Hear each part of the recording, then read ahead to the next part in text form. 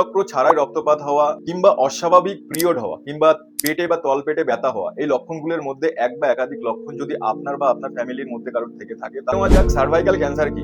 Cervical cancer হলো জরায়ু মুখের নিচের অংশ বা সার্ভিক্সের ক্যান্সারকে অস্বাভাবিকভাবে ভ্যাজাইনাল ব্লিডিং বা যোনি পথে রক্তপাত। যদি আপনার মাসিক ছাড়াই রক্তপাত হয় বা সহবাসের সময় রক্তপাত হয় বা মাসিক চক্র শেষ হয়ে যাওয়ার পরেও রক্তপাত হয়, তাহলে এটিকে হালকা ভাবে নেবেন না। 2, অস্বাভাবিক যোনিস্রাব বা ভ্যাজাইনাল ডিসচার্জ। যদি সাদা বা হলুদ স্রাবের সাথে দুর্গন্ধ থাকে বা রক্ত মিশে থাকে, তাহলে এটি একটি গুরুত্বপূর্ণ লক্ষণ হতে পারে।